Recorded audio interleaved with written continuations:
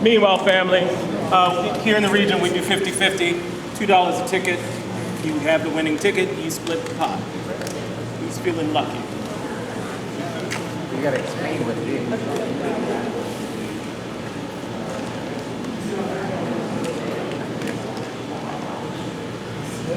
Okay, as you're doing the 50-50, the focus of this meeting again was for us to ignite the conversation on us doing the Black Genetics Tour Part 2, and for us to establish a national policy through the literature that we produce and through these particular presentations that we produce, many of which are on college campuses, so our people can understand that we have developed a national policy for indigenous peoples in regards to their health. The reason why we have to bring the socio-political part to it is because we want to show and prove through the legal definitions of genocide, whether it's now self-inflicted or whether it's institutionally oriented, that you are going through genocide. It's happening. And that's not a small thing to consider when you ask yourselves, where are all these problems coming from? Where are all these issues coming from? Why can't our children? Why can't we? Why can't we? What you may not know, but you get an idea after tonight, is that this is a biochemically induced warfare, as Brother George said. It's happening right now, in your seat. Somebody ate the cheeseburger.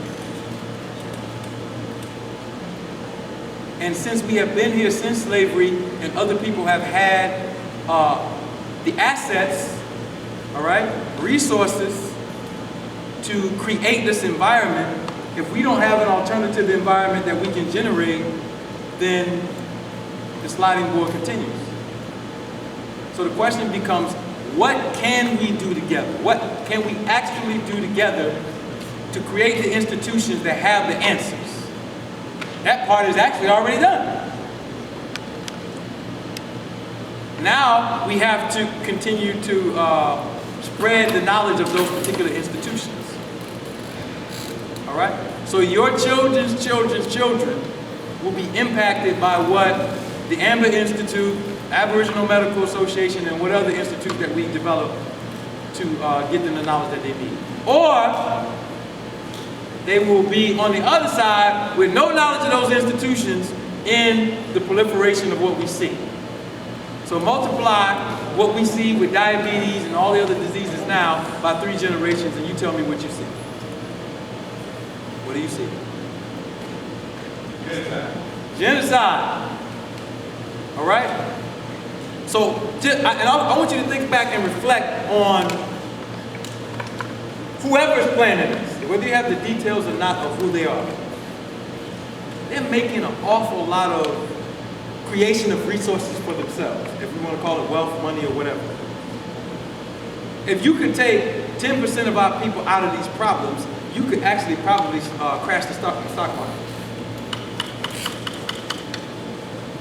Because of the proliferation of things that come from institutions that must prey on you to exist. So you talk about fungus. It's a big institution called Wall Street that's the biggest fungus on the planet. But it exists. All right? So it can't exist as long as we stay here. So we want you, if you know somebody in another city who needs us to come, contact us, and we'll come to the city and we'll air it out.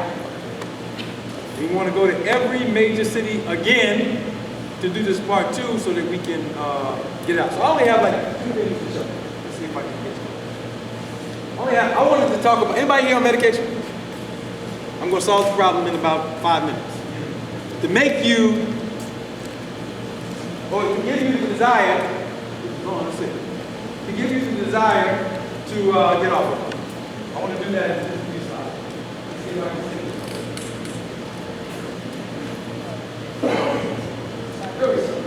All right, everybody, seen this, right? Who was here on Monday? Last one. All right, so we have a film or documentary. Look forward support Urban Kryptonite. Once the documentary drops, many of our greatest health leaders, Dr. Africa, some of the young brothers and sisters are in it. All right? And we love Hidden Colors. We love talking about racism. But if you're not talking about what they're doing to your body, you're missing a great episode. So we need to find a way to always incorporate this discussion in anything that we're having, socio-political, etc. Because you can't have, sick people trying to administrate the affairs of people and not have some fungal activity going on. If you understand what I'm saying. You're going to get pimped. Every time. It's going to happen. And you have, most of us, unfortunately, have situated ourselves to be in the perfect condition for parasites to feed off of us. You understand what I'm saying to you? If your mind is at a certain rate of operation, it's not going to happen to you.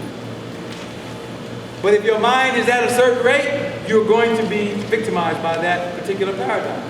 So the only reason this corruption exists is because we haven't taken a different path ourselves. All right, so take a look at that. So essentially what we have going on is nutritional racism. You heard about racism, right? Racism. Nutritional racism is your child going to a public institution, said public institution, with the expectation that they're going to get nutrition. And nobody in the health department in that locality, state, or whatever has addressed their genetics at all. And neither have we. But now we have the institutions to do so. All right? So I want to let's see if I can skip to this. I got another slide. I want to get to this. All right, I gotta make this one. I gotta make it. This is important. Let's see if I can get it. That's a slow operation. Maybe it's forward. All right. This is important because this is a part of a discussion I had inside of the debate that we had, but I didn't get a chance to get to it. All right? How many of people have ever heard the concept that energy cannot be created or destroyed? You heard that, right? All right. So if you go to school and you study thermodynamics, that's the first law, right? And the first law of thermodynamics is wrong. Not only am I saying it, now the scientists who operate astrophysicists have just proven it through a discovery that they made in 2012. In 2012, there was a phenomenon going on at the center of the galactic core where there was this huge gas cloud, right, moving toward what is the center of the galaxy that we're in, the Milky Way. And what was actually filmed for the first time in the history of astrophysics in the modern time is that this huge gas cloud got sucked up into nothing. What we would call a black hole. Theoretically it's called a black hole, but they don't know what it is. So there you have matter, right, and energy disappearing into nothing. So where did it go? They traced it, and I'm showing you this because that's the gas cloud there, and basically it broke apart like a string of spaghetti and disappeared and swirled into this hole and went where? Another dimension? Another universe? Wherever it went, it's not there anymore.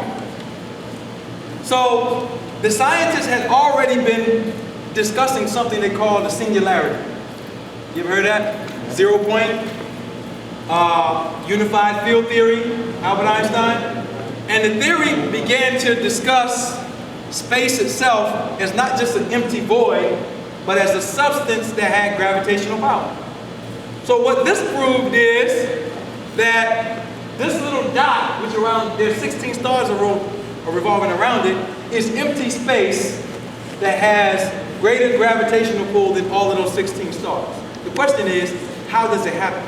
Because the only thing that we know that we're looking at is empty black space.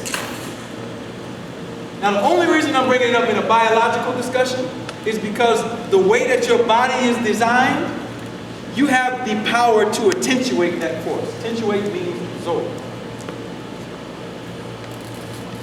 It's the original Holy Ghost. The original. Literally. So if you can attenuate something that has infinite gravitational power, that solves the problem on God. That solves the problem on God. Because if you're going to have any God in creation, we can describe that God as a black, infinite spiritual force. That human beings on this earth who have the natural biology have the power to attenuate. The question is, how do you do that? The only way you can do it is by living a natural lifestyle.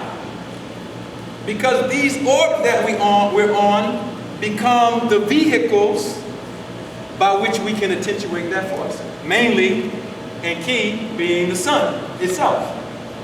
So you know, anybody who's practiced divination, if you have an altar, you have different entities on that altar.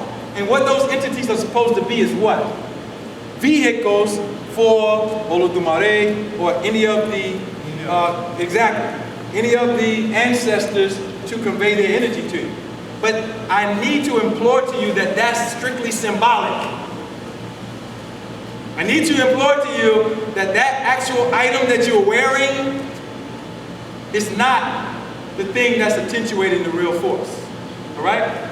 It's purely symbolic. The only thing that can attenuate force is other living things.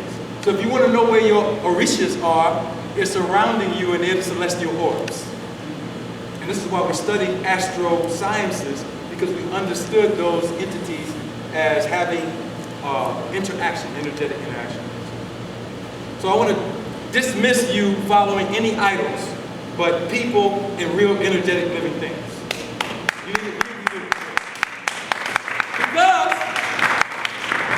what happens is you'll pray to that thing that doesn't exist, whatever it may be, a fictitious person or idol, and you start conveying your power to it, and that's one of the clearest signs that you are turning into a heterotroph. When you don't understand what your foundation is. So now, we can go and look across the whole planet, and we don't need to have any more debates on God. We need to have debates on biology and science so we can erase the God question, scientifically. And then we can label you as phototropic or heterotropic, and then divide the population up, and then we can deal with you. Because now, we can show, if a pimp is a heterotroph. We can just stop all these names, whether you're an agent and all that. No, you're a heterotroph. We don't even want to know if you're talking to the FBI. We want to look at your body and see if you have the potential to talk to the FBI. Then there's no discussion. Because then we don't gotta spend extra money to form a unit to investigate you and to do all these things. We can look at you and say, no nigga, you about to sell out. Because if you sell yourself out, who else won't you do? Man, the FBI agent slide you that number 2 grilled cheese? Nigga, it's over. Mr. Inky going to jail. Ali Muhammad going to jail. That's a pretty good standard to measure people. All right, so we have, and the other thing that's important about this is this atheistic mindset that has imprinted itself upon the people. It's just in the sense that it's your disavowal to the fictions that you have been given. However, any person who is a living being who will deny the fact that there is a creator or a supreme power in this universe is insane.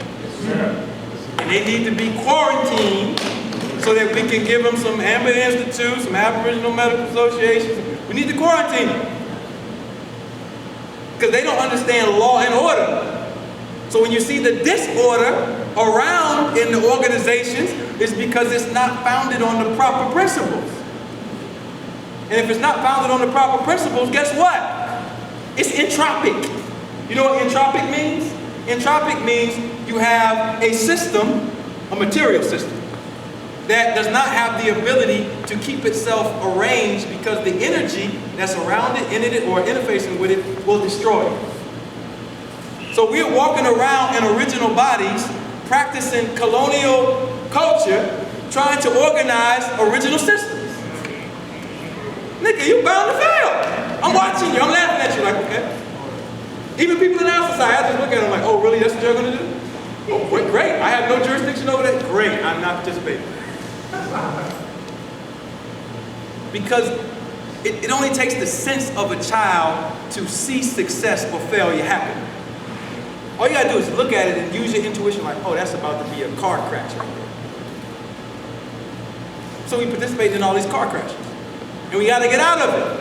But you can't get out of it without having an understanding of absolute and natural law. That is at the bedrock of all of our discussions. Anything else is only going to add on to that. So let's see if we can get to your bills real quick. Anybody have bills in here? You're about to get mad at me right now. Hold on. Jesus is trying to stop my PowerPoint from one high. So I'm not going to let you do it, Jesus. Don't get mad if you're Christian in here. All right, they changed it. So, now, here's some things that I want to get across to you. The melanotropic peptide factor. I'm using that word, it's a word, I didn't make the word up. That word came out from melanin studies. All right, and there are volumes of books. I think I have some of the books on here. Let's see if I can show you those books. I need some batteries or something going on here. All right. All right, these are the books. $1,500 worth of books.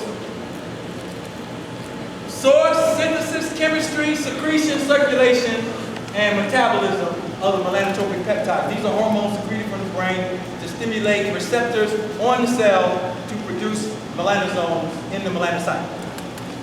That's how we can tell if you have melanin or not. So if your receptor framework is mutated or damaged, you don't have melanin, you have something else. You have to give it another name for it. And you don't have a way to activate it until you can repair the receptor framework on the cell. So now ask me what the receptor framework on the cell is made of, and then it will verify everything that Brother George was talking about in regards to dietary practice. Because you can't repair the receptor framework with the vegan diets that are being given today. You can't repair it. You're only going to create damage to it. All right? Next, biological roles. Next, mechanisms of action and biomedical applications. That's a fancy way of saying we're going to study you, we're going to identify exactly how it works, then we're going to learn how to use it against you. Kryptonite. So now you're asking us why we're doing a documentary called Urban Kryptonite. All right, so I'm going to get out of here. I don't want to lay this point. But I wanted you to see this. This is important. Like, for instance, our bodies have amino acids. But how many of our health teachers study the carboxylic acids to understand what types of nutrition that we need? Or could you name me one carboxylic acid that you learned about in school? You know all the amino acids. Name me one carboxylic acid. And the reason why that's important is because carboxylic acid is the precursor to what develops the melanotropic peptides. And the reason why you don't learn about it in class is because it is forbidden. It's forbidden. And this is why, instead of having kumquats or citrons or other things sold here, they're selling these fake lemons and limes. Because that's one of the places you're going to find carboxylic acids in citrus fruits, in the pulp. And in the pulp of that citrus fruit, that natural one that you would have, does something to the receptor framework on your cell if you have damage to these receptors. So if you want to do any studying on receptor frameworks, get you some good books on what's called paracrine signaling. Paracrine signaling. It will show you how, P-A-R, like parachute, parachute, para. Right in front of it. Where's the marker? I don't know what it is. Paracrine. P-A-R-A-C-R-I-N-E. Paracrine. All right, paracrine receptors. That shows you these hormones that are being dumped into the cells, how they communicate. And then you get a PhD in a few days. So these are some of the things that we need to study. I know we use the word proteins, but the reason why I hate to use that word is because, to me, proteins are a fungus, and if you study how proteins do what's called protein folding, all right, it shows that they don't have the geometry to hold the electricity. Or when you study the melanocortin, the melanotropic peptides, they have a certain geometry to them when you study them under microscopic activity, and you can see the symmetry and say, wow, this is what real bodybuilding is. Not taking a bunch of creatine, you're trying to look cute, all right? But really being a crystallized form of yourself, all right? A real Iron Man or Iron Woman. So these are some points that I want to get to. I'm not going to belabor those points because the brothers went through those. This is what I want to get to. This is where you need to study. How many people have taken some aspirin in the last few days? All right, cool. Any diabetes medication? Birth control pills? All right. This is what you need to understand. You put something inside of your body that looks like a pill. How is it able to catalyze with living things in the body? I'm going to tell you how. It has dead parts from animals and humans in it. All right? So I'll give you an idea. Black woman goes into hospital. Great. Hospital says, you're going to have a baby. Great. Baby comes out. Give me that placenta, give me the cord blood. Why? Because I'm going to take those red blood cells and put it in a centrifuge, all right, to segregate it microsomally so that I can sell it to big pharma companies. And what are they going to do with these things? They're going to take these little microsomal particles and pieces of your red blood cell, and they're going to use it as constituent parts of that medication so the medication can upload into your body. All right? So basically this is just, if you want to get a technical term for it, receptor frameworks. I already talked about ligands in the body, certain types of ligands where minerals or something are attaching to something so it can have some type of activation. So inside of those pills is the blood of the people that are around you. Now this is not new. Me and Mr. Inky already covered the subject. You might have the DVD. Do you have the DVD over there, that first one? If you don't have it. No, you got it. My order. All right. Let me see if I think I got a copy of this book in here somewhere. Let me show you this. This is not new. What I'm trying to show you is they're making you, yeah, it's over there. They're making you into a cannibal. If you take medication, you are a cannibal. Furthering your heterotropic behavior. The pill is not doing one thing for you. Nothing. It can't do anything for you except feed the funguses that are already there so they won't irritate you. They have a good night's sleep, get the niggeritis and go to sleep. They're good. Till tomorrow. Hold on, let me see if I got it. This is the only thing I'm going to say to you.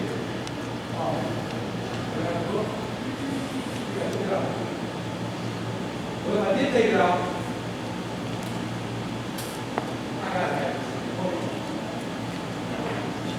I don't think it out. There. Get this book. Mummies, Cannibals, and Vampires. The History of Corpse Medicine from the Renaissance to the Victorians by Richard Sullivan. What this is going to tell you is where the first pharmacopoeias developed by foreigners, what it was composed of. It was primarily composed of digging up mummies and eating mummies as a part of their alchemical processes to make medicine. And they continued that process on up to today. So we know what's happening to us. We don't have to theorize about this anymore. Literally. The cytochrome 450 enzymes are patented ways to upload human and animal flesh into your body. And when we study these things, we can find out the secret to any disease. All right? If you have a child who has mercury in their mouth and you telling me they have autism, I know what the problem is. The mercury is coming in and knocking out all the minerals and binding to the sulfur. But there's sulfur ions, some sulfur ions surround the nerves. So when you see Alzheimer's, autism, all right, multiple sclerosis, these are all a result of this medical industry destroying us, destroying our people. So we have some answers for you. So I'm not going to belabor the point. I'm going to bring the brothers up. Y'all come on up. And what we want to do is answer any question that you have. You got 15 minutes and then we're done. All right? 15 minutes for any question you have for Minister Inky. Brother George, you bring a chair on up, brother. Brother George or myself, and we'll do our best to answer. And if we don't have an answer tonight, we will go back and do the research and we'll post it wherever you have social media and get that to you. Yeah, bring a chair on. One more. Any question that you might have. Yes, go ahead. I'll step on you. You just touched on autism a bit. Autism. You just mentioned autism. So, in regards to autism, to you, a lot of children are being misdiagnosed or diagnosed with autism. What would you recommend in order to reverse, but to eliminate the autism? Okay.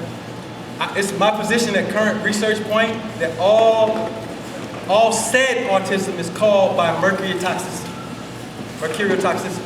And we're getting it through a few ways. Vaccines. That's the biggest. That's the biggest. Dental work, where the child is getting the mercury amalgams in the teeth. Fish. All right? Big time. Big time. You stop eating all the flesh and you eat fish, I would rather see you eating turkey burgers than eating fish. Because that fish is filled with mercury and is going to cause some type of brain destabilization if you're not getting it imported from some very fresh waters, which there are very few places. So with the autism, what's happening technically is this. Mercury inside of the body, again, 101 chemistry, biochemistry.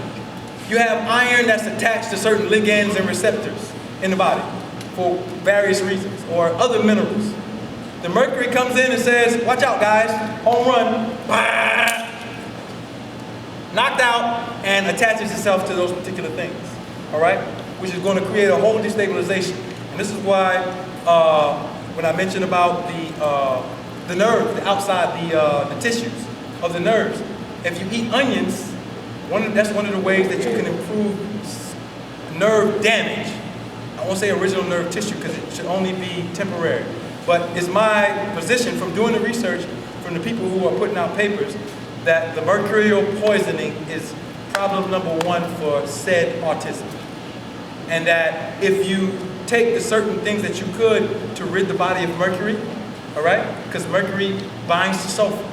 And there's certain foods that you can eat, like red onions, that'll help with the mercurial detox. I've done it 3 times. I'm working on another person right now to get it done. The second thing is, mercury is going to destroy the TSH, thyroid stimulating hormone. So you'll find, say it again? Iodine? Yeah, you'll find iodine deficiency and hypothyroidism as another case, you know, that precludes. So you got these symptoms that's kind of like falling symptoms. And then it's just like a car. Once the battery goes, the engine goes, this goes, that goes. You can just follow the cascade. But you do need some specifics.